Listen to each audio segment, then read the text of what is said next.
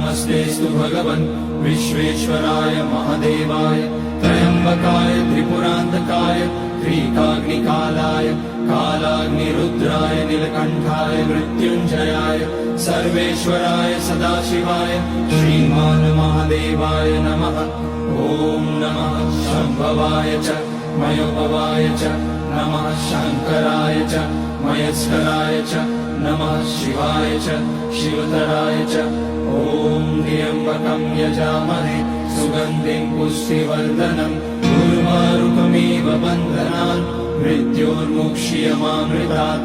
नागेन्द्रहाराय त्रिलोचनाय भस्माकराय महेश्वराय नित्याय शुद्धाय दिगम्बराय तस्मै नकाराय नमः शिवाय। मन्दाकिनी सलिलचन्दन चर्चिताय नन्दीश्वर प्रमथनाथ महेश्वराय